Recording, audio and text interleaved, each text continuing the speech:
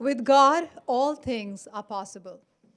Matthew 19:26. Dr. Ida Scudder's quote in our program is a reflection of this assurance from God in the Bible. On behalf of the board and staff of Vellore Christian Medical College Foundation, I welcome you all to our Centennial Gala celebration. Thank you all so much for your presence with us this evening. I'd like to introduce Reverend J.P. Sundarajan from the Reformed Church of America.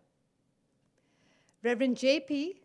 is Director for Global Missions at the Reformed Church of America, and he will open our evening in prayer. Thank you. Friends, we are gathered here tonight in the presence of God and God's people to celebrate one of God's greatest gifts to us, women. Women who have revolutionized the world and our perception of it. And in doing so, they give us glimpses into the silver lining that God has woven into a world that sometimes seems smothered in dark clouds. They remind us to see the good, live into it with hope, and celebrate our creative and loving God. Grace to you and peace from God our Father and our Lord Jesus Christ. Will you pray with me? Holy God, you have called us throughout the centuries, across oceans, continents, and nations into your story of redemption, pushing through the racing pace of our busyness, rising above the blaring car horns. We know your kind heart beating with love for us. In a world that you love so dearly, you have invited us into your good work. From sunsets over the Pacific to sunrises over the Bay of Bengal, we see your fingerprints in our lives.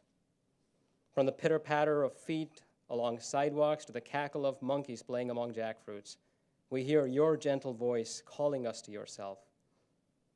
From the skyscrapers of New York City to the gopurams of the Meenakshi, we marvel at the ingenuity of your creation. From the tiny jasmine flowers woven into garlands to the Christmas tree at the Rockefeller Center, we celebrate reminders of intricate details and majestic beauty. For Eve, Hagar, Esther, Ruth, Mary, the mother of Jesus, for Ida, for Chelsea, for Nina, and for women who have persisted and continue to persist, we give you praise. For Priya, Martha, Layla, and my own beloved Katie, I give you praise. We thank you for the women of influence and inspiration in our lives. Be in our midst tonight, that in our fellowship around these tables, you will be praised. In our celebration and honoring, you also will be glorified. And in our simple unity, the world will know an ounce of healing. And may we grow in all things into you, our head, from whom the whole body is joined and knit together and grows together in love. We pray this prayer in the name of our Lord and Savior, Jesus Christ. Amen.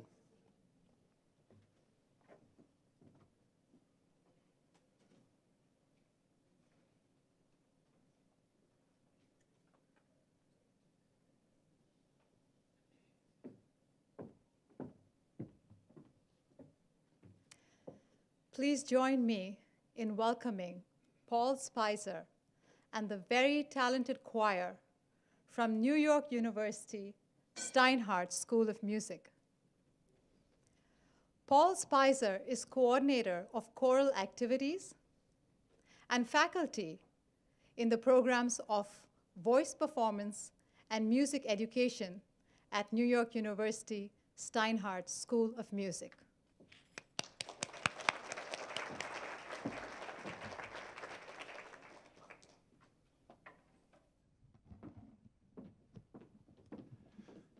Thank you so much. As the students move into place, I'd just like to tell you briefly who we are. The group that you're hearing tonight is made up of all first-year students, first-year undergraduates in the program in vocal performance and music education. There are normally 38 of us. It is the last week of classes. Tomorrow's the last day of class, so not everyone was able to make tonight work. But we're thrilled to be here to perform with you. We have a couple selections that we've prepared this semester. Some of them are holiday selections. The first is "The Water is Wide," a traditional folk tune. It features one of our singers, Nina Che Gordon, on cello. Also two soloists, Alexandra Maley and Bryn Jacobs.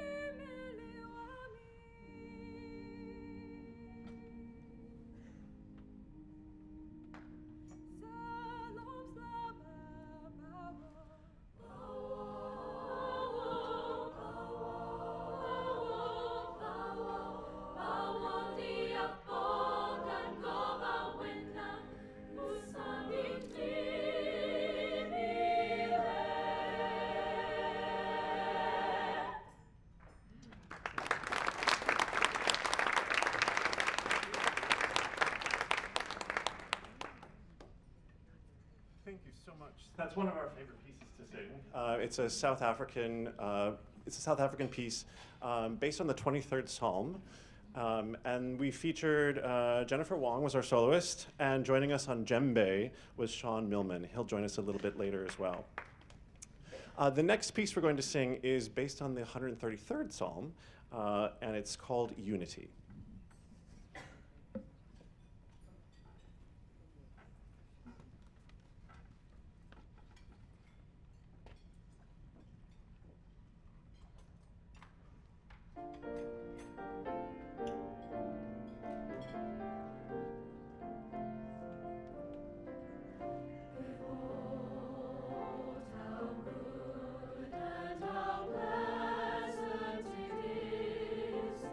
For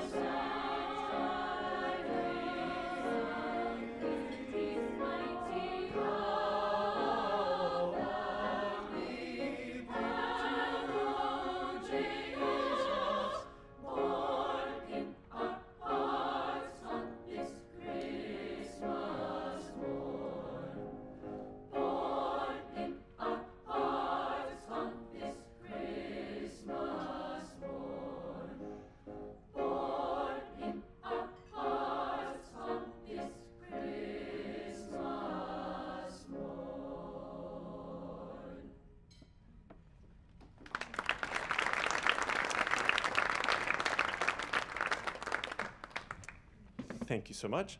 The last piece that's in the program is Turn the World Around. And a little explanation for this piece. It's Harry Belafonte is one of the composers of this piece. In an episode of The Muppet Show that aired in February of 1979, so almost 40 years ago, Fozzie Bear asked Harry Belafonte where he got ideas for songs that he wrote. And specifically talking about the song Turn the World Around, Mr. Belafonte's answer still challenges us, even though it's almost been 40 years since he gave this answer. His answer was this: I discovered this song in Africa. I was in a country called Guinea, and I went deep into the interior of the country, and in a little village I met with a storyteller. That storyteller went way back in African tradition and African mythology and began to tell the story about the fire, which means the sun, about the water, and about the earth. And he pointed out that all of these things put together turn the world around, and that all of us, we are here for a very, very short time. In that time that we're here, there really isn't any difference in any of us if you take the time out to understand each other. The question is, do I know who you are? Do you know who I am? Do we care about each other? Because if we do, together we can turn the world around.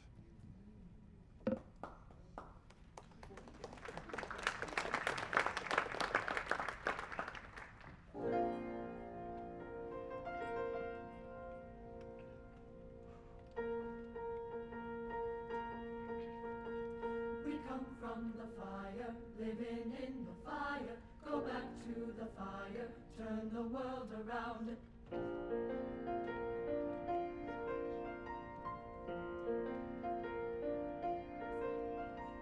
We come from the fire, living in the fire, go back to the fire, turn the world around.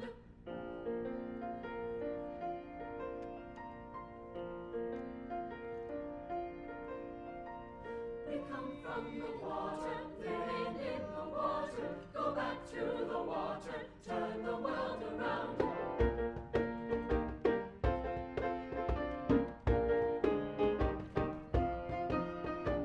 We come from the water, living in the water, go back to the water, turn the world around.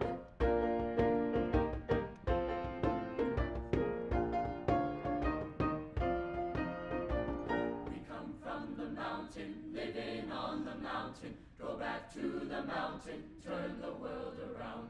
We come from the mountain, living on the mountain, go back to the mountain, turn the world around. We come from the mountain, living on the mountain, go back to the mountain, turn the world around. Oh, so is life. Oh, so is life. Oh, so is life.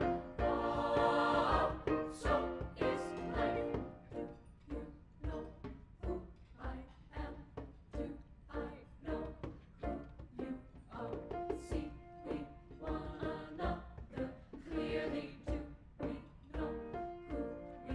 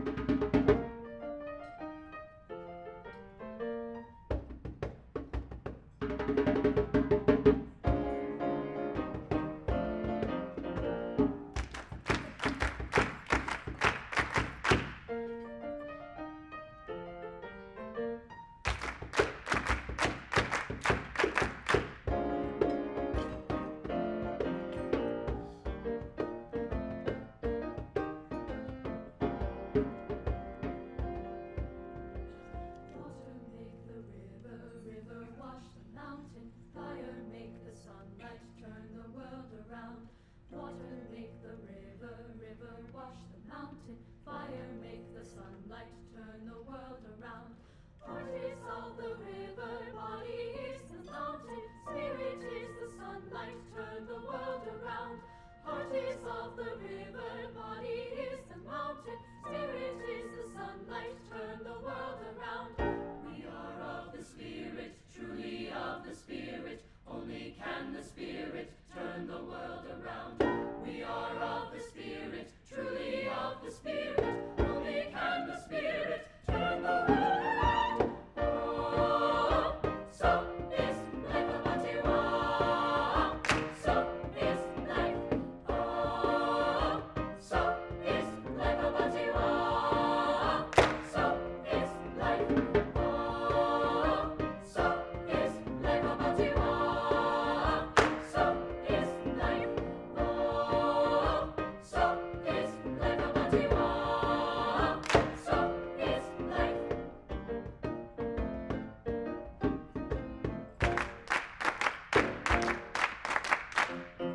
So is life.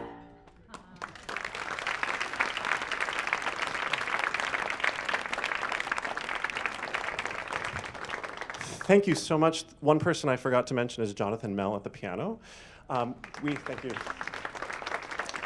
Again, we are NYU Steinhardt's Vocal Performance Chorale. All these students are first-year undergraduate students in vocal performance and music education. We have just one more thing. It's about a minute long, and it's a holiday piece. We're going to be appearing on Good Morning America on Christmas morning. Through the magic of television, it's already been recorded. So we'd like to end today.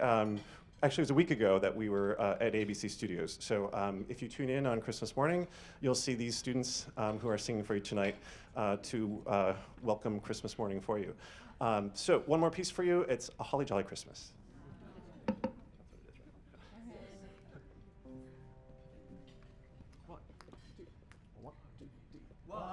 Holly jolly, holly, holly jolly, wow. Holly jolly, holly, holly jolly, wow. Holly jolly, holly, holly jolly, wow. Have a holly jolly Christmas. It's the best time of the year. I don't know if there'll be snow, but have a cup of cheer. Have a holly jolly Christmas. And when you walk down the street, say hello to friends you know and everyone you meet. Oh, the mistletoe hung where you can see. Somebody waits for you. Kiss her once for me. Have a holly jolly Christmas. And in case you didn't hear, oh my golly, have a holly jolly Christmas, Christmas. This year, holly jolly, holly, holly jolly, wow. Holly jolly, holly, holly jolly, wow. Holly jolly, holly, holly jolly, wow.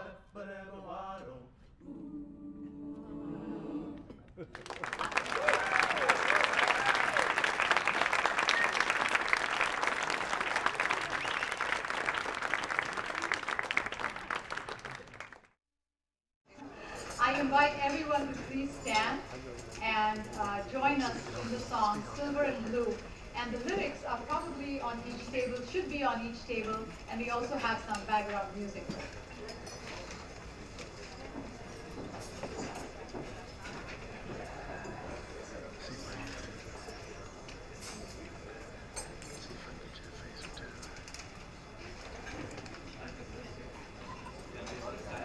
The following song is sung.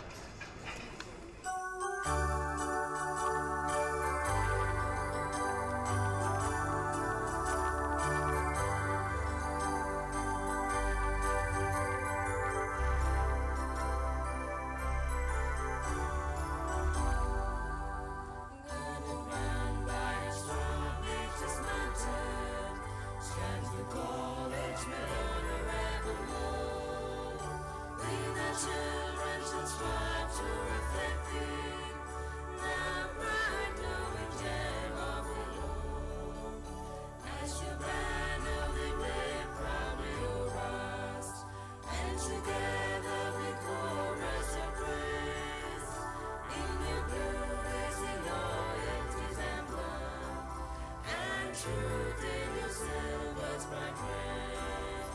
3 cheers for the silver and blue. Angel star in the sky, clear and true. Clouds of suffering, they vanish forever. 3 cheers for the silver and blue. Not for fame, not for wealth, nor endeavor, pride of race, nor of creed be above. Each for all, all for each, that's forever. United from coast to coast. Strong to serve, strong to save the defenseless.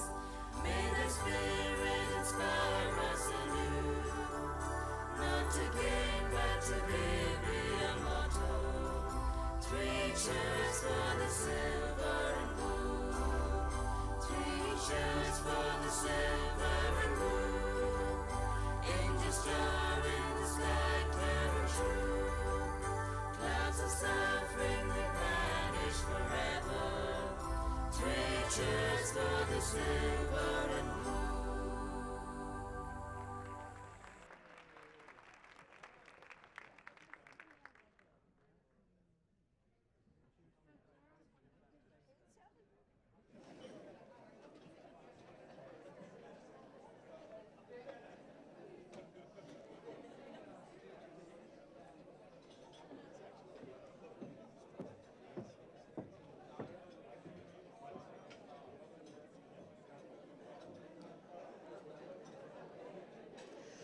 A very warm welcome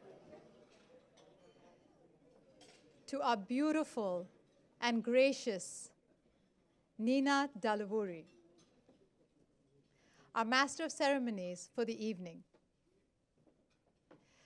Miss Nina Davaluri was the first woman of Indian descent to be crowned Miss America in 2014. Nina is also an American public speaker and an advocate, and the host of the reality TV show Made in America on ZTV America. Please give a big hand for Miss Nina Davaluri.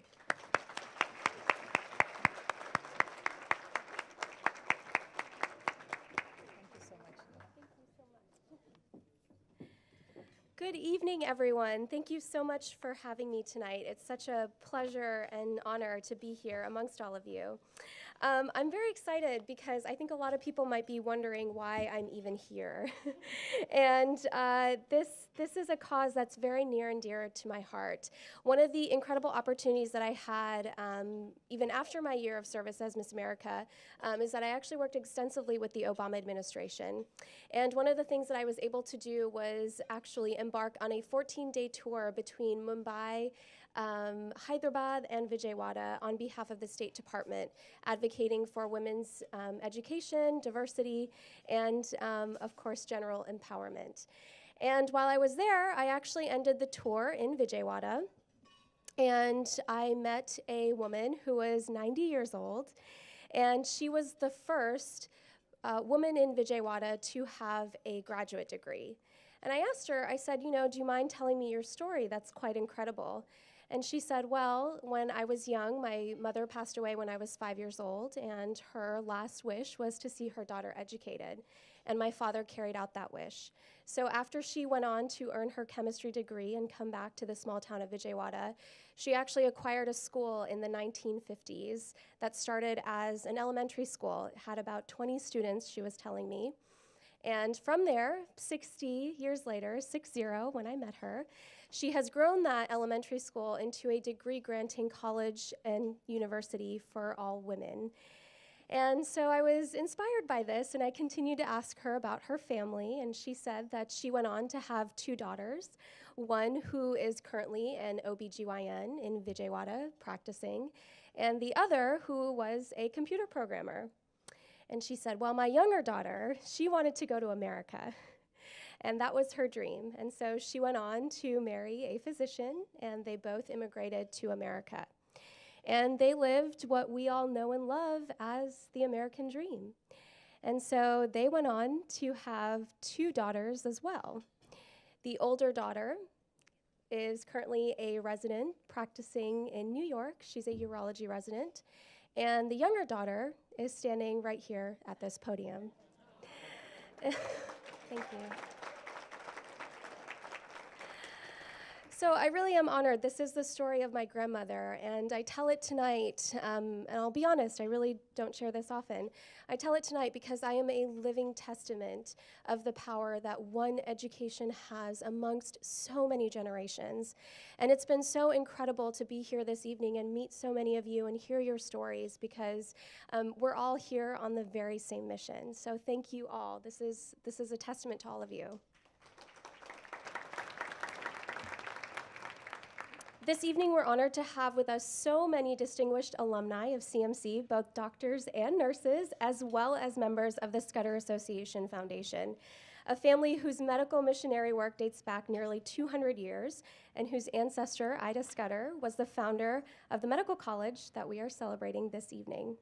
We have members of the Reformed Church in America here this evening whose ties to the Scudder family date back to the time of John Scudder, who was the first member of the family, as well as the first U.S. citizen, to travel abroad as a medical missionary. Also with us is a group of faculty and students from Weill Cornell Medical College, the institution where Ida Scudder studied medicine and was amongst the first female students to earn a medical degree. There's going to be a lot of firsts this evening. And in addition to thanking each one of these groups for coming this evening, I want to also express our appreciation to Mr. Sinha, the Deputy Consul General of India, for joining us, along with our two very distinguished honorees, Dr. Anna Pulamode, joining us, and our acclaimed author and vice chair of her family's foundation, Chelsea Clinton. To each of you, and to, yes, please applaud.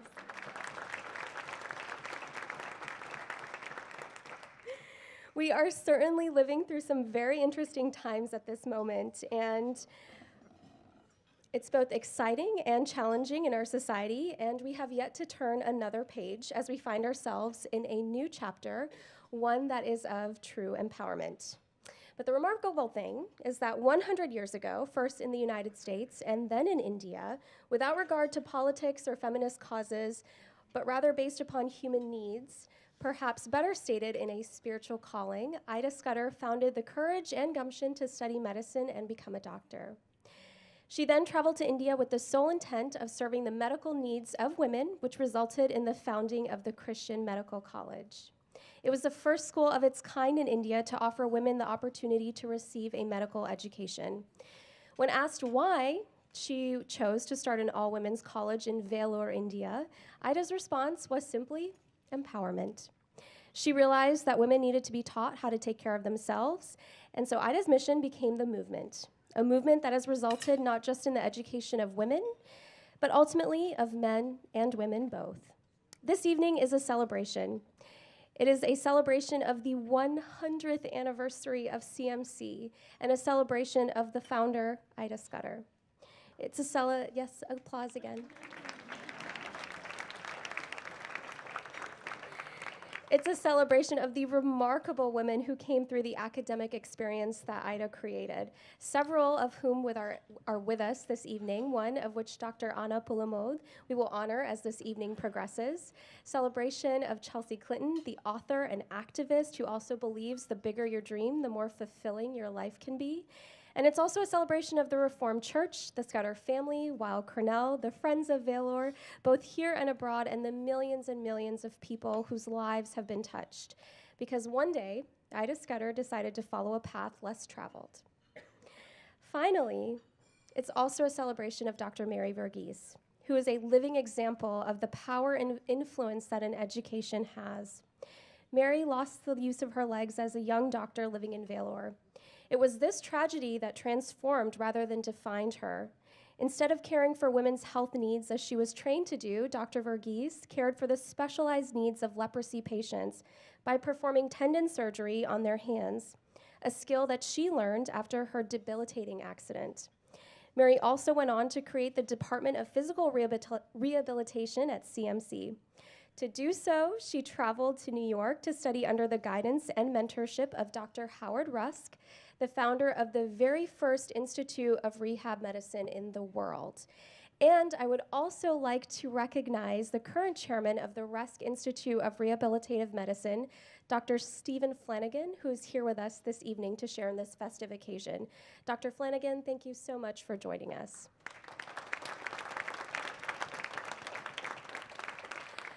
As you may be aware, all of tonight's proceeds from this event will be sent to India in support of what now has been named the Mary Varghese Institute of Physical Rehabilitation.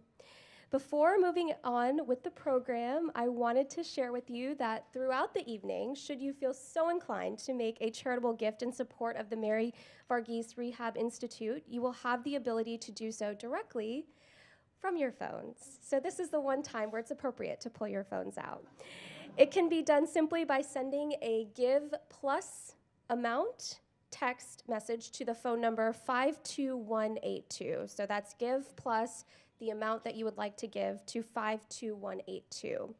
In fact, it may be that as part of your registration process, you received a text message from this number, in which case all you need to do is respond to that message and type in the amount that you would like to give. And of course, don't forget to click send. Alternatively, you can also follow the link that was sent to you as part of the text message you received, and it will bring you directly to the Vellore CMC Foundation Gala website. And if you have any questions or hesitant to use this technology, we have wonderful people amongst our audience that are here to help you. It is our foundation's hope that we are able to raise an additional $25,000 this evening, so it would be wonderful if we can come together to meet this challenge. And I know that tonight you guys did not come to see me, so I'm going to wrap it up soon. And our first speaker this evening is truly the gentleman that has brought all of us together in this room. And I certainly wouldn't be here, and so many of you wouldn't either. He has been truly, truly a pleasure to work with. And more than that, he is one of the most genuine, kind-hearted people that I've met. And his heart is certainly in the right place. So for a man who probably doesn't need an introduction in this room, I would like to welcome John Reel.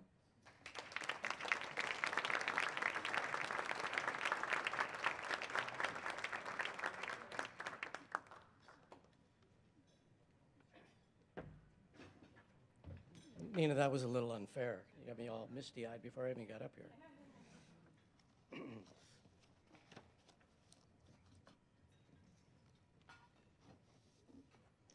Well, I hope everyone's enjoying themselves so far.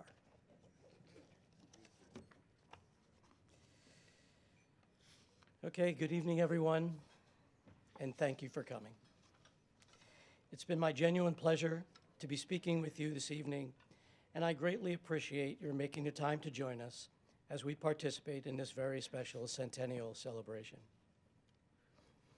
This evening has already been quite a start for me, because it's given me the opportunity to meet with many people for the very first time.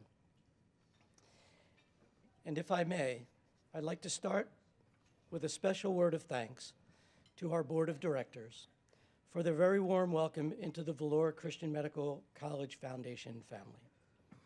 And I'd also like to say thank you to my fellow employees, Trish and Deepika, Mabel, and Preetham, whose extraordinary efforts, along with those of our volunteers, have resulted in what is already turning out to be a night to remember. I also must express a word of thanks to Paul Spicer and to the New York University Choir for sharing with us their wonderful and joyous voices, along with their beautifully played instruments. What a marvelous way it was to get the evening started. And a very special thank you as well to Dr. Reverend J.P. for his eloquently delivered invocation, to our MC, Nina Davallori, and this evening's honorees, Chelsea Clinton and Anna Pulamode, for providing us with both the pleasure of their company and the benefit of their keen insights. So, if you were to search on the term Ida Scudder, you would most likely read that Ida Sophia Scudder was a third-generation American medical missionary in India who was a member of the Reformed Church in America, that she dedicated her life to the plight of Indian women and the fight against bubonic plague, cholera, and leprosy. That she was the founder of the first all-women's medical college in India, located in the city of Vellore. All of which, of course, would be 100% accurate. But to truly appreciate the fullness of Ida Scudder's life, a life that was deeply immersed in a ministry with Jesus Christ, and one that so positively influenced those around her, you must find a way to get to know Ida through the eyes and voices of those people who knew her personally, or through the impressions of those whose lives were touched by the presence of Ida Scudder in them. So I joined the Vellore Christian Medical Foundation in September. And within just a matter of days of my arrival, I was presented with three interesting discoveries. I had received an email from a CMC alumna by the name of Maura Bren. At the suggestion of a staff member, I read an article entitled "The Humanization of Medicine" that had been recently written by the award-winning journalist Sujata Srinivasan, who, by the way, is here with us this evening. And I also happened upon a copy of the children's book written by Chelsea Clinton entitled "She Persisted Around the World." From the reading of each, I was provided with an enlightening glimpse into the life of Dr. Ida. In the email that I received from Maura Breen, a woman who today is 94 years young, a former CMC lab assistant, and a retired physiologist, she shared with me that for a 3-year period, starting at the young age of 20, she was given the opportunity to dine with Dr. Ida in the big bungalow house on a daily basis, during which time she became one of Dr. Ida's greatest admirers. In her letter, Maura also shared with me Ida's love for poinsettias, which he had planted in such a way that they formed a thick hedge around the tennis court that was located in the front of the bungalow house as well. She also recalled that the red flowers of the poinsettia blossomed in December, making them a natural Christmas decoration. If you happen to be wondering why there are so many poinsettias on display around here this evening, you need not wonder any longer. They are for Ida. In her article, with the most eloquently chosen, in Sujata's news article, she offered a firsthand account of her experience as the daughter of a patient who had been hospitalized at CMC Vellore. It happened to be a period of time that turned out to be the final days of her mother's life. In her article, and with the most eloquently chosen language, Sujata spoke of her interactions with the CMC medical staff, as well as her observations regarding the quality of care that her mother had received. In this article, Sujata wrote, "By then, CMC had become a second home. I almost lived there, ate there. The staff at the cafeteria gave me extra chips. The doctors let me sit for hours by my mother's bedside. A reverend prayed with me. Nurses held me in their arms as I left the ICU in tears. Security officers gave directions with courtesy, pharmacists were kind, and doctors served. Authority sat lightly on their shoulders. The head of neurology spoke to me for nearly an hour about what was going on in my mother's comatose brain. The spine surgeon sounded heartbroken when he told me my mother was no longer moving her fingers. And I saw these brilliant, top-notch doctors at one of India's leading hospitals extend empathy to anyone alike without discrimination. I had never before encountered empathy as an institutional culture." Sujata's is a 21st century account of what Ida Scudder could have only imagined. It is a testimony to the transcendence of a woman's dream regarding how she wanted her patients to be cared for. It's the true manifestation of what was intended at the start of CMC a century ago. Sujata, perhaps the title of your article could have also been "The Scudderization of Medicine." So in Chelsea's book, which is a tribute to 13 women who changed history, I happened upon the compelling story of Dr. Mary Varghese. Like Mara, Mary was also a resident at CMC while Dr. Ida Scudder was actively teaching and training there, and she studied under her guidance. They say that the single greatest compliment a teacher can be paid is through the achievements of their student. And if this is so, then the culmination of Mary Varghese's life, as portrayed in Chelsea's book, can in many ways be attributed to the values learned while attending CMC. It was as a graduate of Ida Scudder's teaching that she, Mary Varghese, persisted, and in the most extraordinary and humble of ways. Mary moved beyond every obstacle placed before her and found tremendous meaning and success in caring for those who had been diagnosed with leprosy and by developing an institute for the treatment of patients with physical disabilities. So my first impression of the life and story of Ida Scudder was not simply that it was one for the ages. Rather, I saw it as a living testimony to her belief in the power of prayer and her belief in those people, both then and now, that have chosen to participate in her commitment to the spiritual and physical healing of all those who are in need. Shifting topics, if I may. Permit me to share with you some of the exciting things that are taking place at the Foundation as we advance into 2019.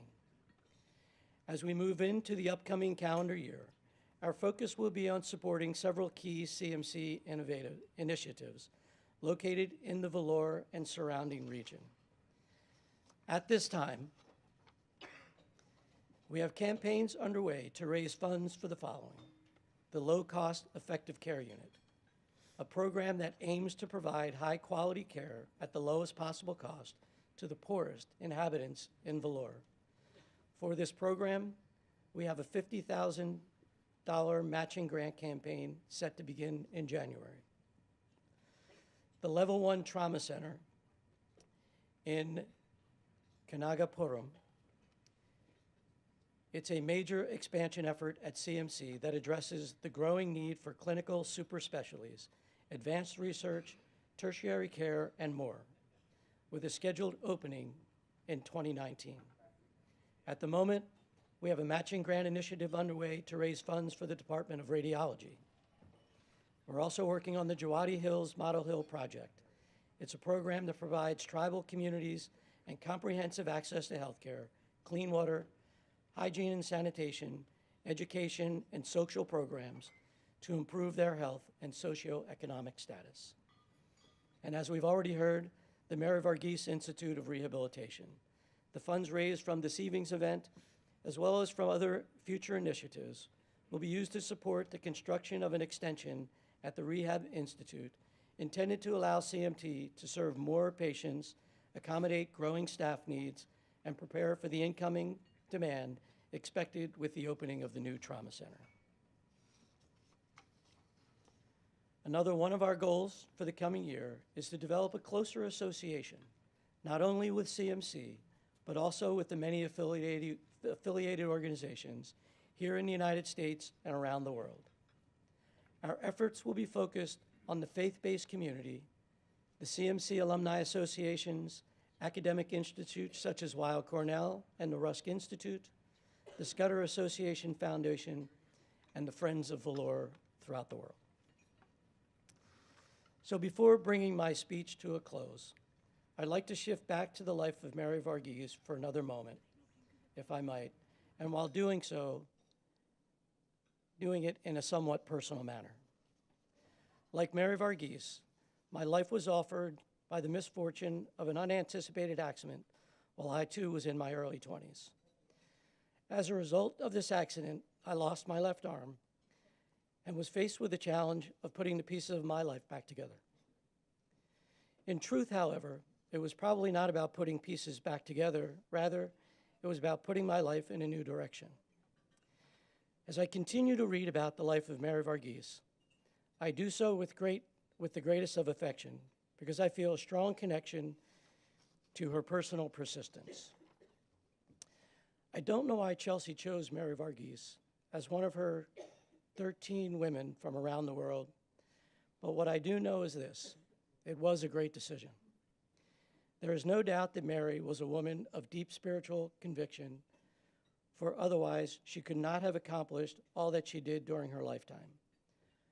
For me, Mary is a role model, for through her example and the examination of her life, I'm able to realize that there is still so much more than I can do with my own. It's been said that Mary prayed for feet and she received wings. I would say that it must be so, for her life's journey had taken her further than what seems humanly possible. Thank you.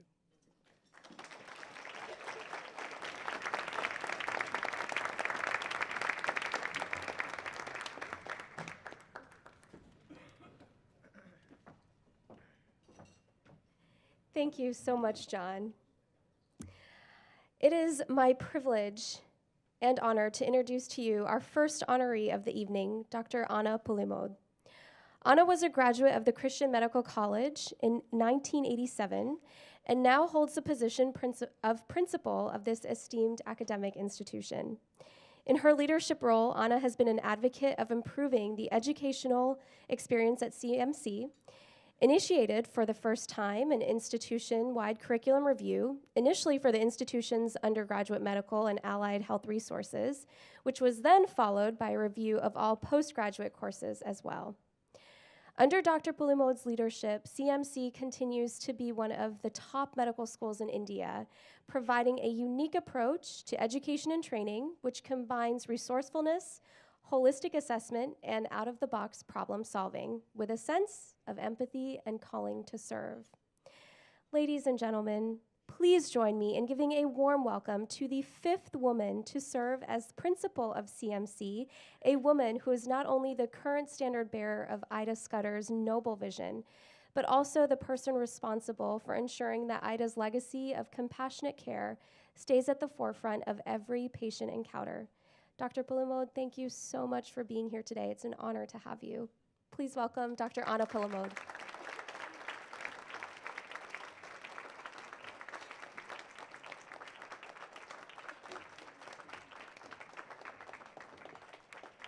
Thank you, Nina, for that very kind introduction, and thank you all for having me here.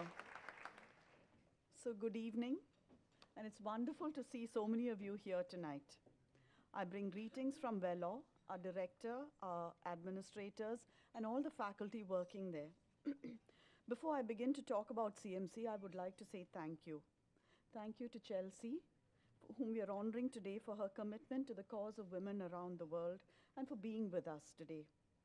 To Nina, champion for diversity and gender equality, and for agreeing to host this evening's function.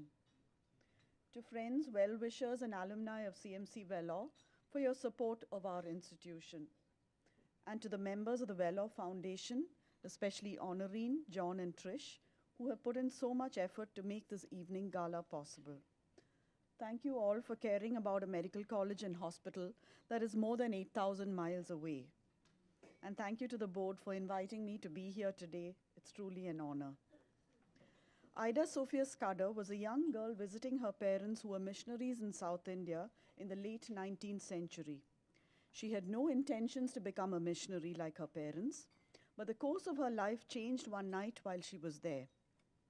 Late that night, she heard a knock at the door. There was a young man standing at the door who asked her to go with him to help his young wife who was in labor. "She will die if you don't come and help her," he said. Ida explained that she was not a doctor and that her father would come instead, but societal norms did not allow that. He turned away in great sorrow. Ida could not sleep. A little while later, there was another knock. Another young man with the same request. Again, he returned home without a doctor because he could not allow a man to examine his wife. And then there was a third knock. This time Ida thought that one of them had come back for her father. But to her horror, it was another man with the same request and the same refusal to take her father's help. Ida just could not sleep the rest of that night. She tossed and turned in bed, thinking about the plight of those women. and in the morning she heard the sound of drums, the drums of 3 funeral processions. All 3 women had died in labor for lack of a woman doctor. That was a turning point in the life of Ida. She made up her mind to study medicine and help those women who needed her help so desperately. She returned to the US, and after completing her training in Weill Cornell University, she started her medical work in a small dispensary in the town of Vellore. The dispensary expanded to a small hospital within a year, a nursing school in 12 years, and finally a medical school for women after 18 years. But starting the medical school had not been easy. Colonel Bryson, the British officer who had to grant permission for the start of the school, was very cynical. No money, no staff, no buildings, he said. If you can get 6 students, you may start the school. And Ida had not 6, but 165 applications. So the college was started in rented buildings with minimal faculty and just 14 carefully chosen students. Ida was the heart and soul of the school, anatomy teacher, pathology teacher, or gynecology teacher as the need arose. And her students loved her and would do anything for her. The school grew. The student intake increased, as did the faculty strength. Land was acquired, and beautiful stone buildings designed by a Quaker architect named Reginald Dan and constructed under the able leadership of a Reformed Church missionary, Reverend Bernard Rothschafer, came up.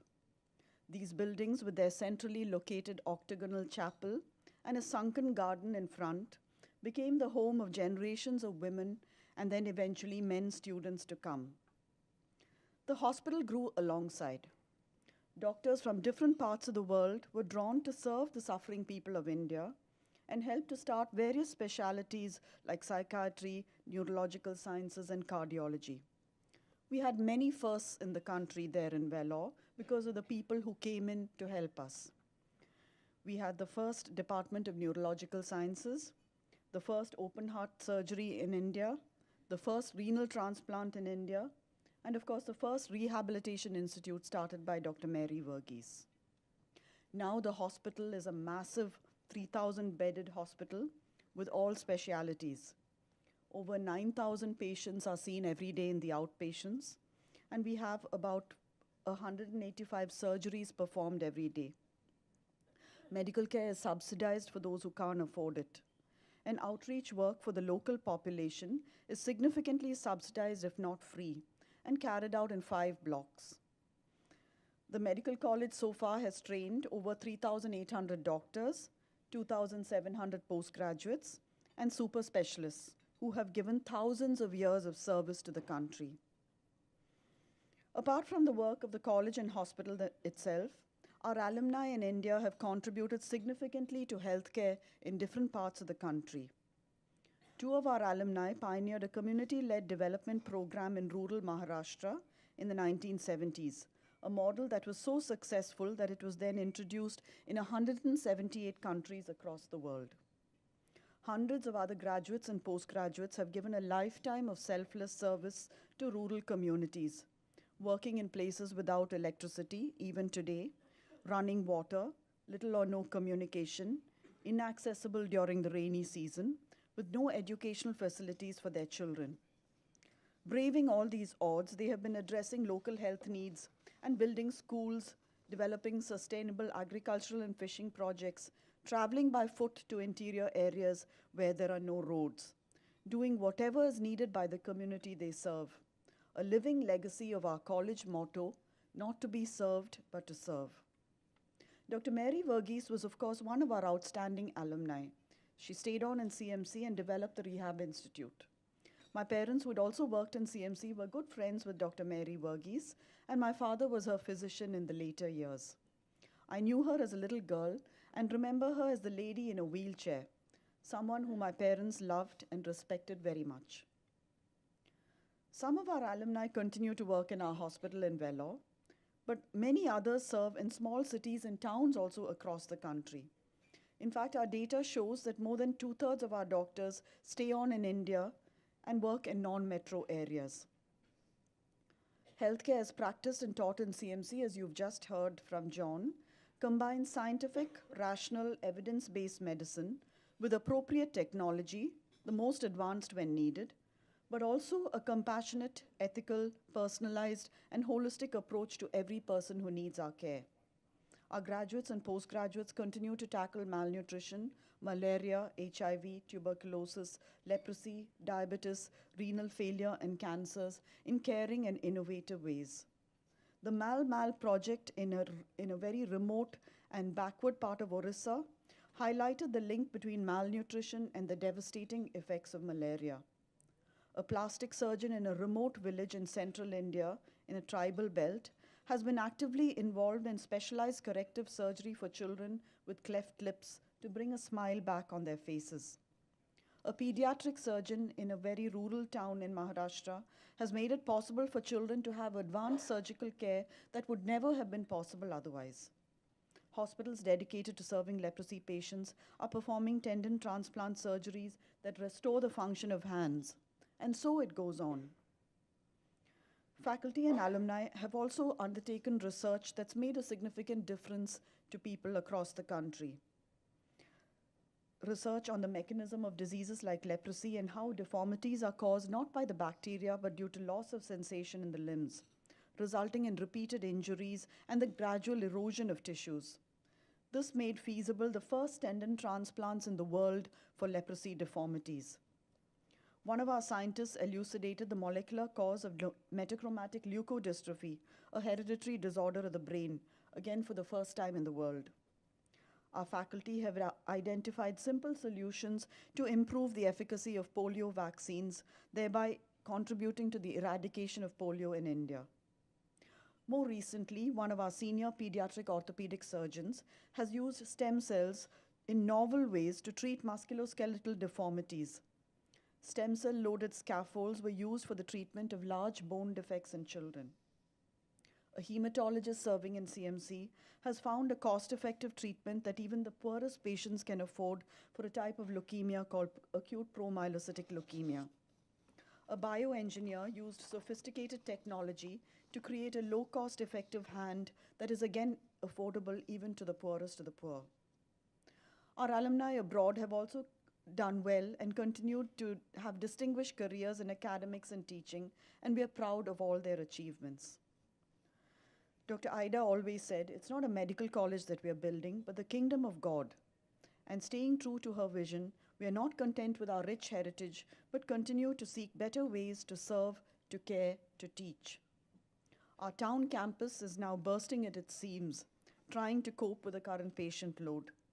We hope that a new campus being planned about 10 kilometers away in a place called Kanigapuram will help to ease this load and ensure that no patients are turned away from the hospital as they are today because of the lack of space or personnel. A brand new trauma center is also being planned at the same site because of the marked increase in the number of road traffic accidents on the highways around Vellore. The college is growing. Several new training courses have been started in the past few years, including a higher specialty training in hand surgery, the first in the country. We're the only center running that course. Other new specialties, including an MCH or advanced specialty surgery training in gynecological oncology, hepatopancreaticobiliary surgery, infectious diseases, critical care, and also started new courses in MDs in family medicine and nuclear medicine. Our research teams continue to build new collaborations with the best basic science institutes in the country and abroad to foster innovation and translational research. We're currently starting the first MD-PhD program in the country. In closing, I would like to briefly mention our centenary celebrations. We have been remembering our past with Thanksgiving, have released several publications on our history, and had a photo exhibition organized by our alumni office. We've been looking inward at our curricula and goals of medical education, reviewing, renewing, and consulting with experts. We have looked outward for fresh insights from luminaries in other fields. An award-winning rural journalist, Mr. P. Sainath, a human rights activist, Mr. Bezwada Wilson, and the grandson of Mahatma Gandhi at a lecture that took place just yesterday. A special highlight was a visit by the President of India, and now, of course, the Centenary Gala. So it is with both gratitude and excitement that we continue on this journey into our next 100 years. In the words of Oscar Romero, Archbishop of San Salvador, we accomplish in our lifetime only a tiny fraction of the magnificent enterprise that is God's work. We plant the seeds that one day will grow. We water seeds already planted, knowing that they hold future promise, an opportunity for God's grace to enter and do the rest. Ladies and gentlemen, thank you once again for your presence here tonight.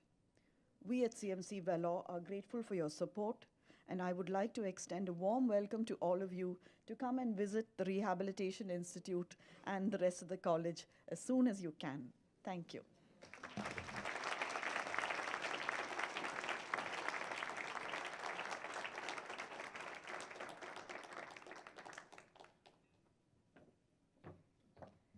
Thank you so much for those words, Dr. Bulamode. It's truly inspiring. I'd like to now invite the honorine onto the stage to honor our guests for this evening. If you could please come join us on the podium.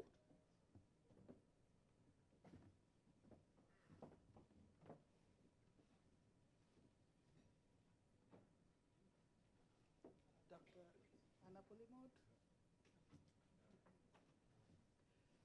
I want to thank Anna, I call her Ansu, and so do many people, for coming all the way from India for this event and for accepting our invitation.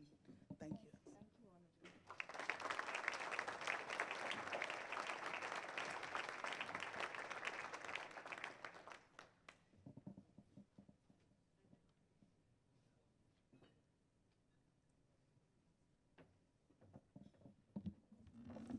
All right, thank you so much.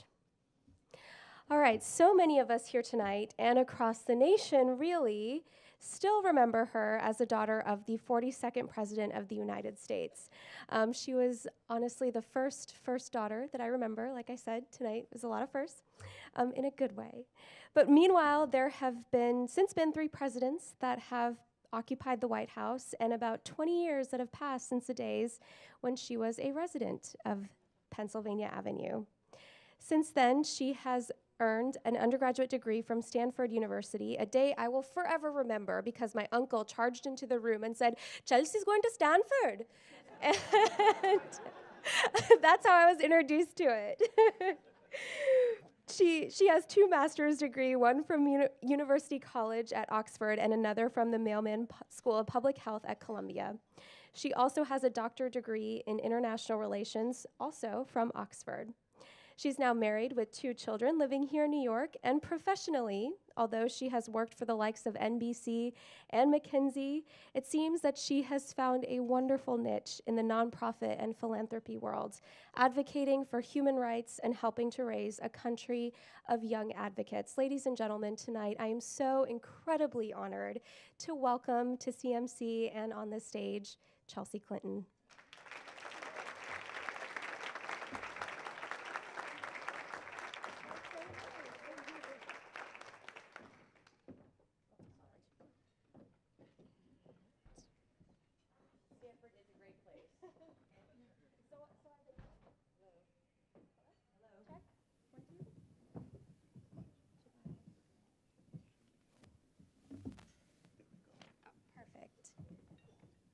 Hello? Oh, oops. Hello? Test, 1, 2. 2, test, 1, 2. This one, maybe? Hello? Oh, yes, hello. Second time is a charm. So you missed me bragging about Stanford, but that's the only thing you missed. I also have to say, I do remember you used to have a cat named Socks. Yes. Is that true? Oh, okay. So, in a very nice but creepy way. Who lived to be almost 18. Oh. Socks lived a very good long life. Good long life. Well, on that note, I find it so interesting, and I just want to get things started off in this way, is that, like I said, you have had such incredible experiences and quite a few educational degrees, and how did you come to writing children's books? I think that's so inspirational and incredible, especially with someone who has such a large voice to be able to share that. But how did you get into that mindset and also create something that was very relatable that a younger audience could resonate with? Well, thank you, Nina, for joining me on stage and having this conversation. I want to really thank everyone who made tonight possible. It was so compelling listening to everyone talk about just the remarkable life of Ida Scudder. So just thank you for the gift that you've given all of us here this evening. And thank you to everyone at CMC and everyone at the CMC Vellore Foundation for bringing us together. Thank you, Honorine and the board, and just to everyone who made tonight possible. And I think the only people maybe we haven't applauded who we really should are the wonderful sound people who helped our microphones turn on, and everyone who's kept us kind of well-fed and well-hydrated. So could we just give them a round of applause? And now to answer Nina's question, I've always believed you're never too young or too old to change the world, and I'm really grateful that I had parents and grandparents and teachers who not only taught me that, but expected that of me. And I don't think until I grew older I realized kind of what a gift those expectations really were. And so the first book I wrote for young readers was called It's Your World. And it was really for kind of preteens and teenagers answering some of the big questions that I had wondered about when I was that age. And so in many ways, I wrote the book that I wish I had had, 20 kind of plus years ago, and also to share stories of young activists that I've been lucky enough to get to know and work with, not only kind of through my work at the Clinton Foundation, but other kind of advocacy and philanthropic organizations I support. I came, though, to writing kind of children's books, both kind of through a shift in my own life and then kind of an external event. So the shift in my own life was I became a parent. And all of a sudden I realized how profoundly important kids' books really are to helping either expand or constrain the imaginations of our children. And someone I've long looked up to is kind of the first American woman in space, Sally Ride. And she was actually, kind of nerd disclosure here, my graduation speaker at space camp. And so I had been lucky enough to meet one of my heroines in real life. And I remember she spoke then about something that kind of she spoke often about, which is that it's hard for all of us to imagine what we can't see. And I think that's particularly true of kids. And so I just started reading all of these books with my children and realized how wonderful I thought some of them were and how awful I thought some of them were. And so being a parent helped me realize something that I wish that I had kind of had enough awareness to realize before, that the stories we tell our children are profoundly important to the people that they become. And then kind of the event that catalyzed She Persisted, at least for kind of those of us in America, maybe well known, in that last January, so January of 2017, President Trump had nominated then Senator Jeff Sessions to be our Attorney General. And Senator Elizabeth Warren of Massachusetts attempted to read during his confirmation hearing a letter that Coretta Scott King had written in 1986. And Mrs. King, I think, is too often kind of framed in our American history as just being Dr. King's widow.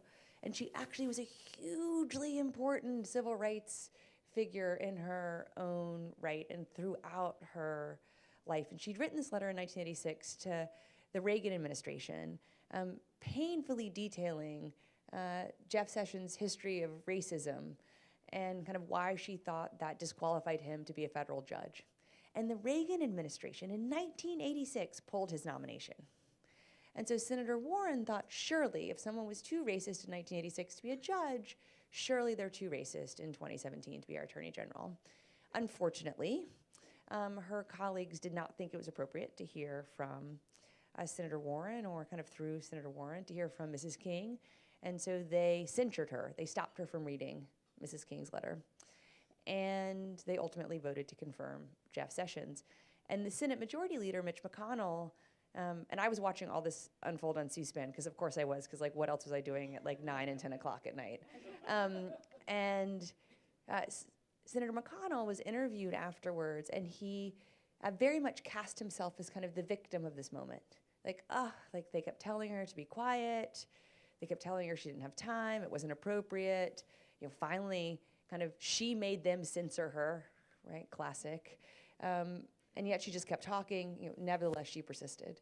And I don't think Senator McConnell had any idea how many women, and to be fair, some men, would take that as a real rallying cry. And I kept thinking, like, how do I explain this to my daughter? Because she was very young, but I talked to my kids about what's happening in the world at an age-appropriate level, at least I hope.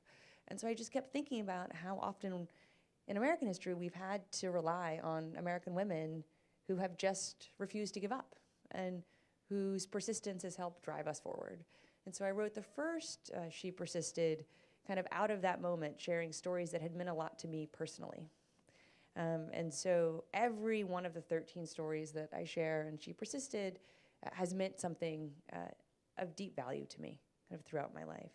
And then thankfully, when kind of She Persisted resonated and I kept hearing from not only parents but young readers, and not only girls but also boys saying they wanted to learn even more about more women, my wonderful editor, Jill Santopolo, who's my date this evening, and I started thinking about kind of what more could we do, and we decided to write a book celebrating women from around the world. And while there were some women that I knew I wanted to include, like Wangari Maathai, the great Kenyan environmentalist and activist, who I first kind of learned about when I was a little environmental activist in like 4th and 5th grade in Little Rock, Arkansas, I knew there were even more women that I may have never heard of. And so I reached out to friends and colleagues who grew up, lived, worked around the world, and it actually was my friend Arthi Balani's mother, who is a doctor in Minneapolis today, who recommended Dr. Mary Verghese to me. So I'm really thankful that she did, and I'm thankful I got to know her story, and I'm thankful I got to include her story, and I'm thankful that there are lots of particularly American young readers who will now know her story and be inspired by her story. And that's a real tribute to the remarkable legacy of CMC and how it continues to affect people around the world today.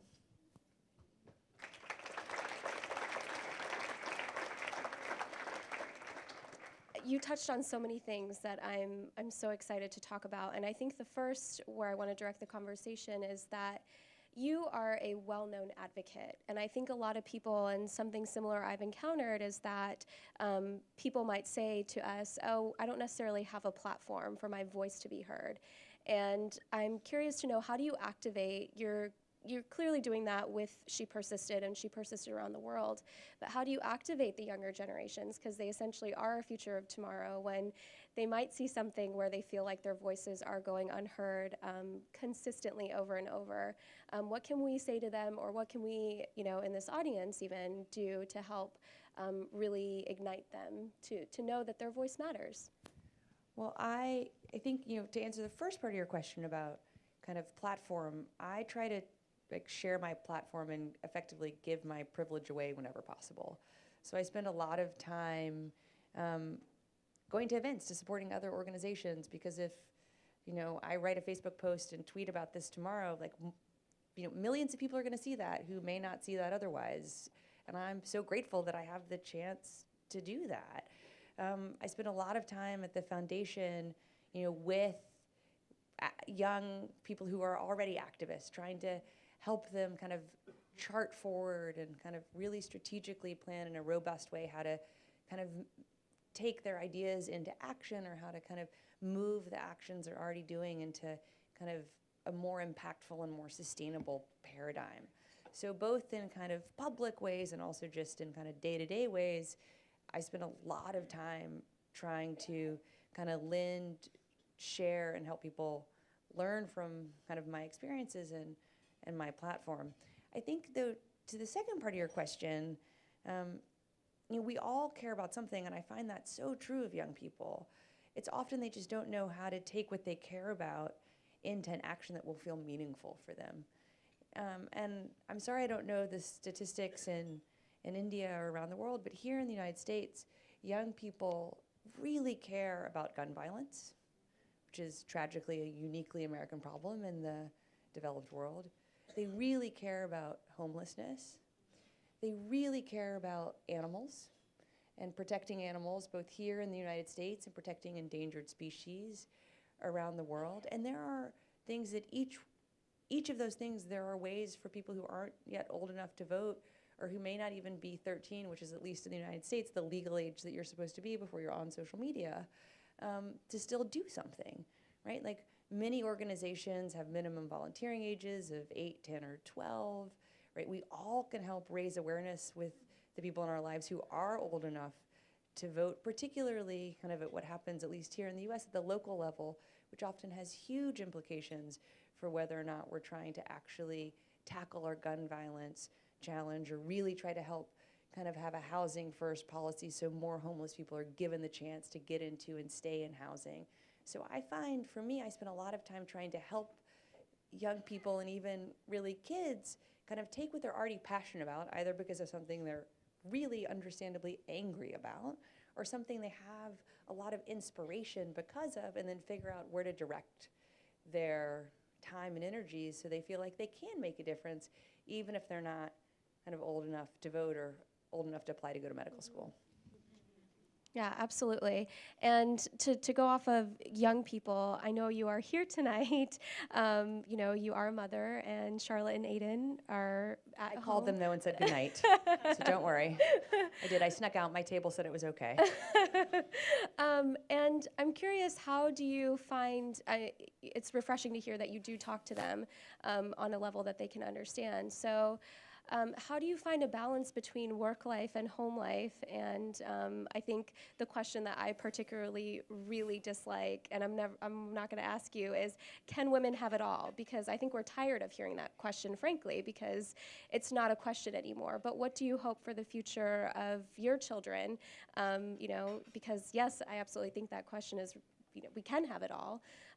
But what do you hope, you know, seeing in the future when in a society that they're raised in? Is that going to be a question anymore? And how do you see that sort of moving forward? Well, I think the answer to that, you know, is so, you know, situationally specific. I mean, in a majority of the countries in the world, there's still jobs that women are legally barred from having. You know, there are many countries in the world where women still can't have bank accounts in our own names, or credit cards in our own names, or take out business loans in our own names, or even start a business in our own names. And so there are kind of legal barriers and challenges that exist for many women around the world. And I also think it's important to note that a lot of the things were true in the United States until the 1970s, right? So I think those of us who are American have to hopefully feel like a righteous anger about the structural and legal challenges that women face in so much of the world, and also have enough humility to recognize that for some of us, I was born in 1980, but like for some of us in this room, like we lived through this evolution in this country too. You know, but if I think about it just in an American context, you know, the United States is one of the only countries in the world that still does not have, you know, federally mandated paid time off for new parents.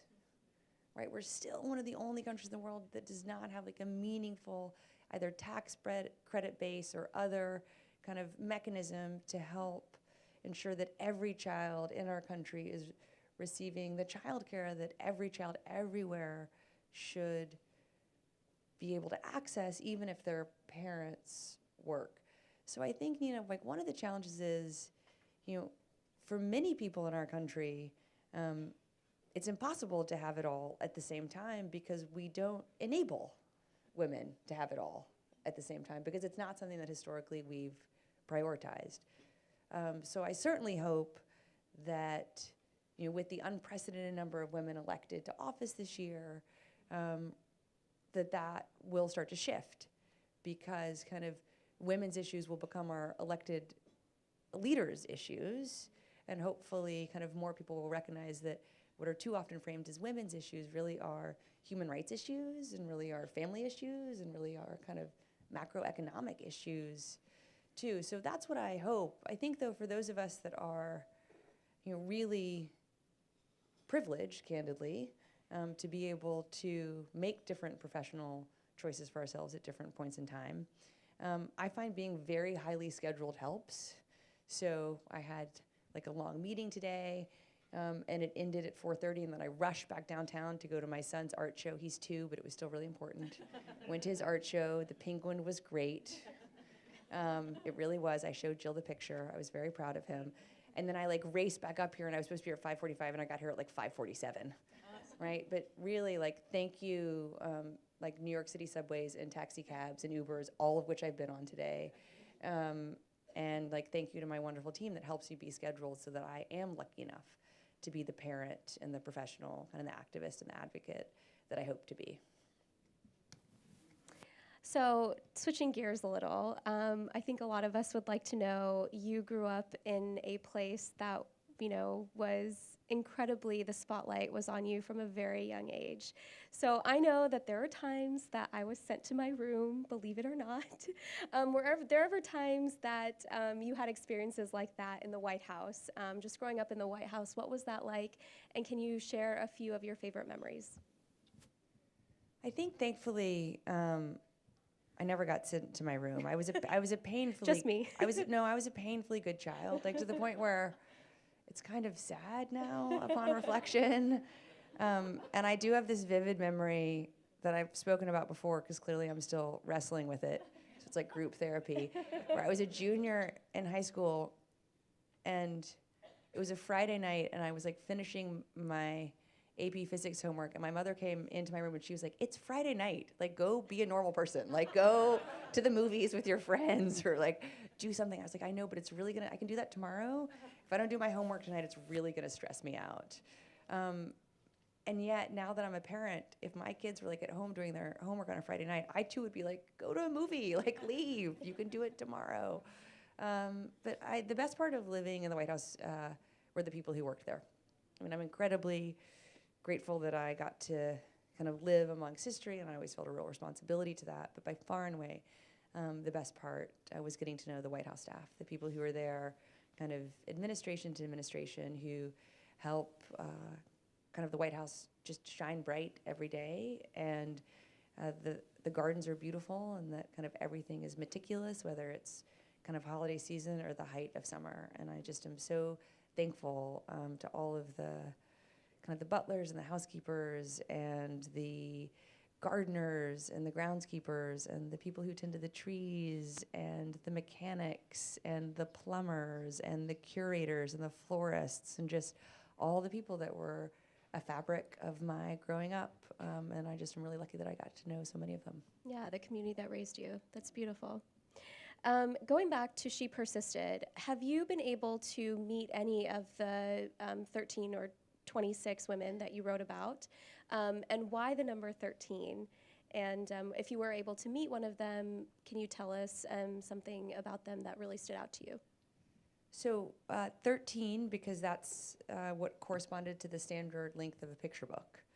So if I wanted to have an opening spread to frame kind of the stories that would follow, I could include only 13 women in each book. So I wish that I could say it felt like a magic number, but it's just what, again, my wonderful editor told me was possible. Kind of no more, no less, like 13 was the right number. And I am so just grateful for all of the women that I include in both the books. As I said earlier, for the women in the American book, some of their stories I've known so long that I don't even remember not knowing them. Like I grew up kind of with stories of Helen Keller and Harriet Tubman, and my grandmother and my mom both kind of talking about kind of those two women as being so important to them and important stories for my mom when she was growing up. And I remember, reading Nellie Bly and learning about Clara Limlick in school, and I remember just like worshiping Sally Ride as a kid because I was obsessed with outer space, and I did get to meet her at my space camp graduation. I never got to meet Margaret Chase Smith, who was the first American woman to serve in both the U.S. House and the U.S. Senate. She was a Republican, but she also was a staunch supporter of women's rights, including our right to make our reproductive health choices for ourselves, and of kind of women's equal right to serve in the military and also in the space program. So she's a huge reason why not only kind of we sent a man to the moon, but also why Sally Ride got to go into space. But she passed away before I had the chance to meet her. And she was a major inspiration to my mom. So I remember like learning her story when I was Little and Maria Tallchief, because I loved ballet so much, even though I knew I was never going to be good enough to be a professional dancer. And I grew up watching old videos of her, and I actually got to speak at a tribute to her, basically because I had just been such a public fangirl of hers that I got invited to speak at this tribute of hers, and I was honored to meet her. And I briefly met Justice Sotomayor and Oprah Winfrey and some of the other women that I write about. In Sheepresses Around the World, it's a mix of women who are still living and women who have passed. And I've never met Yuan Yuantan, the dancer that I write about, but I'm going to get to meet her in March, which I'm very excited about. And although Viola Desmond, the kind of woman who is like deeply credited with helping to launch the modern civil rights movement in Canada, passed away, I was lucky enough to meet some of her family members when I was in Canada. And I was sharing with my table earlier that not only was I lucky enough to meet some of her family members who very much kind of fought for her to receive a posthumous pardon, which the government granted because they had prosecuted her for kind of standing up for her equal rights. They also kind of had initially launched a campaign to have a statue in her memory in their hometown, which kind of they easily raised money to do. But more and more people were attracted to her story. And so when the Bank of Canada was deciding to update the various Canadian dollar bills, they actually decided to put Viola Desmond on the $10 bill. And so when I was in Canada in the spring, not only did I get to meet some of her family members, but I got to see the new $10 bill. It was a bit jarring because this lovely man came from the Bank of Canada, but he also came with an armed guard for like the new $10 bill because it wasn't in circulation yet. I was like, I'm totally trustworthy. I'm not going to steal it. I'm just so happy to see it in person. But I am really excited to go back to Canada next time because the bills went into circulation in early November. So if any of you are in Canada, like you will see Viola Desmond on the $10 bill. So while Yuan Yuantan will be the first woman that I'll be lucky enough to meet who I hadn't met yet, I have been lucky enough to meet not only Viola Desmond, but other family members, and that's been really moving to me. Yeah. And so in terms of, we talked about you entering the children's book novel writing world and advocacy. I'm curious to also know why you also decided to join the Clinton Global Initiative. Was there, and also I'm very familiar with Global Health Matters and your advocacy role in terms of global health. And so was there a point in your life or moment that you recognized that this really was the path for you? I think so. I mean, in that, I don't think it was so much a moment as a journey. I have been really lucky to have not only like great educational opportunities, but great mentors at different points in my life. And my doctoral supervisor, who I just still adore and revere, is a wonderful woman named Nairi Woods. And when I was working on my PhD, which as those of you who've done PhDs, it is incredibly gratifying when you're on the other side of it, but it can be quite lonely, like in the journey. And it was important to me because I had these questions rattling around in my brain, and kind of that was the right vehicle to answer them. And I wrote kind of about international institutions and global health, and my father started the Clinton Foundation in part to try to help change the dynamics around HIV/AIDS in the developing world, and to change antiretroviral therapy from being kind of a high-price, low-volume dynamic, because in 2002, only about 10,000 people were on ART in sub-Saharan Africa, even though by then the HIV-positive burden was more than 20 million in sub-Saharan Africa. And so this was kind of his post-presidential mission. And I just, as I was doing all my kind of research on like the Global Fund and WHO and kind of UNICEF and these other kind of big multilateral institutions, I kept like running into people from the foundation and like from the Clinton Health Access Initiative, and just realized how much respect I had. And finally Nairi was like, it's okay if like you decide you want to like go work with your dad, like that's okay, like that should be affirmative that you've like gone through this journey, not like it has felt like a default, and she was right. And I'm really proud to support the work of the foundation around the world in whatever ways I can. Yeah, absolutely. And I think as we're wrapping up here, what is next for you? What can we look forward to? I know you're an activist and speaker and constantly such a role model. So it's really an honor. So curious to know what's next. I'm really grateful that I love all the different things I get to do. On Monday I was lecturing. I lecture at Mailman. I was teaching on Monday and meeting with students. For most of kind of the rest of the week, I've been kind of engaged in Clinton Foundation work, and tomorrow I'm going to kind of work on a couple of my next book projects. And so I'm just so thankful that I get to kind of live these different parts of my life like over a week, and I'm really, again, grateful to the people who help support me to do all the work that I want to do in the world. And then we'll shut down for the week and take my kids to, we have lots of religion in my life. Like my husband's Jewish and I'm Christian. We go to Shabbat and church services every week. So we will go to Shabbat services tomorrow evening and then come home and have dinner and put the kids to bed and just count our blessings for the week. Wonderful, I love that. And finally, being a recipient of the Ida Scudder Empowerment Award, what does that mean to you, and how do you think that will translate? I think it's incredibly humbling, and in the best sense, kind of the right mix of intimidating and inspiring. I think that any of us that kind of are honored enough to be linked with her just have to continue to do more work in the world. I love to tease my husband, and so he once cited Spider-Man when he said, with great power comes great responsibility, and I had to point out gently that was not Spider-Man, that was President FDR during one of his fireside chats during World War II, which was like a moment of great disillusionment for my husband, that it wasn't his favorite childhood superhero. I was like, it's okay, it just means Spider-Man had good taste. But I think about that a lot. I have been given incredible gifts, and I feel a deep responsibility to do anything and everything I can with them. I think very much in the same way that she did. So thank you all very much. Thank you so much, Chelsea.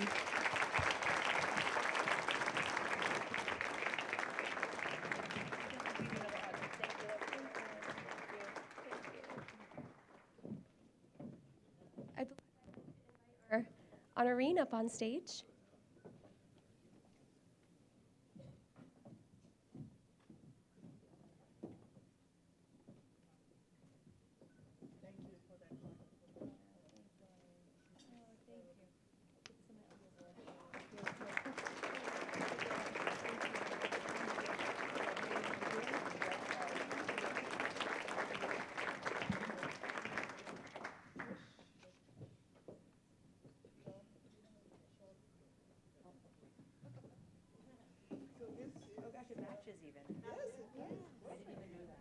So I just want to explain, this is a ceremonial shawl or stole called a ponnadai, which is given to people that we really want to honor,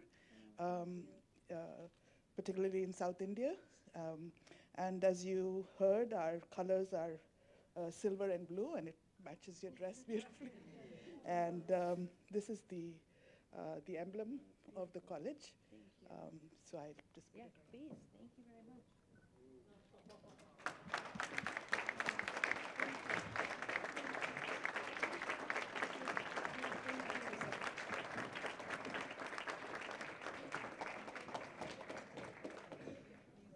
We also have a small gift for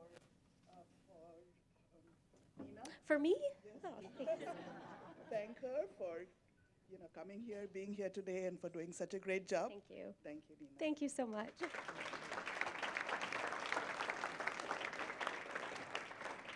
And before Nina wraps up, I just want to, on behalf of the board of the Vellore Christian Medical College Foundation, I want to add my thanks to all the people that John thanked, but I also want to take a few minutes to thank the people who made this event happen. First of all, John Reel, our new executive director. John has been here only for about 3.5 months, but he's done amazing things. one of which is this gala. This is the first event of this kind that we've had here, and it's all because of John. This was his idea. Some of us were skeptical about whether he could pull it off,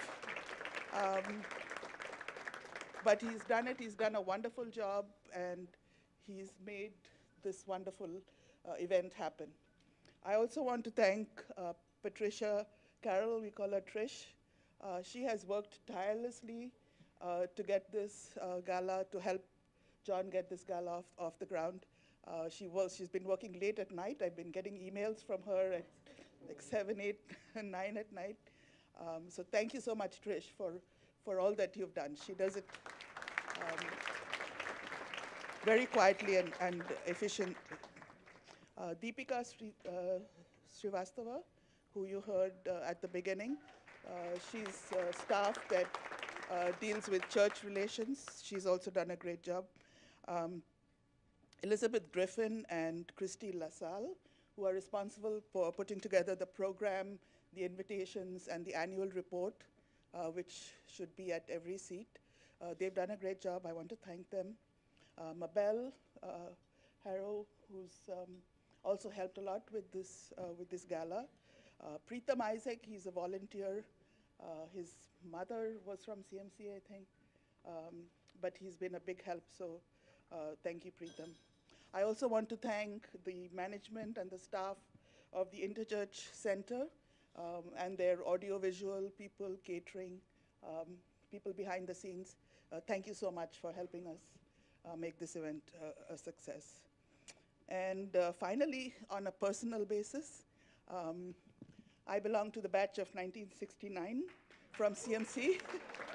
And out of a class of 60, there are 4 of us here today. So, and I want to thank and acknowledge the support of my batchmates, my husband, Shiv Pillai, and my close friends, Raj Narayan and Teeps Nainan, both of whom are on the board. So thank you guys for all your support.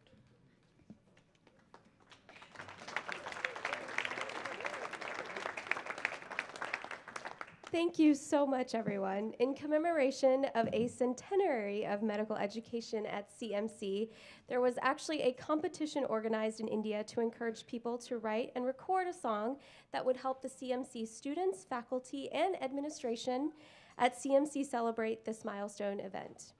Here now for your listening and viewing pleasure in the winning composition, and appropriately, it is called the Centenary Song. Enjoy.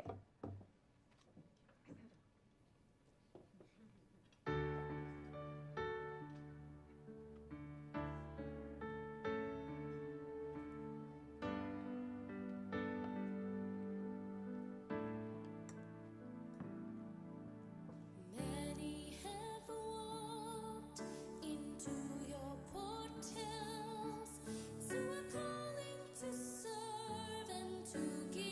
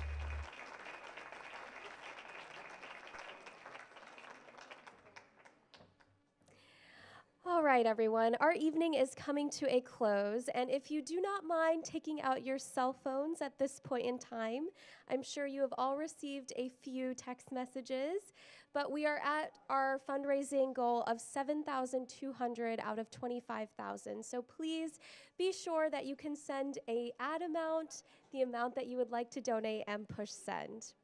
Tonight has been so incredibly wonderful, and it's been such a pleasure being here with all of you this evening. And on behalf of the CMC Vellore Foundation and each of its partners and constituents, enjoy the rest of your evening and have a very happy and healthy, blessed Christmas. Thank you all so much for joining us tonight.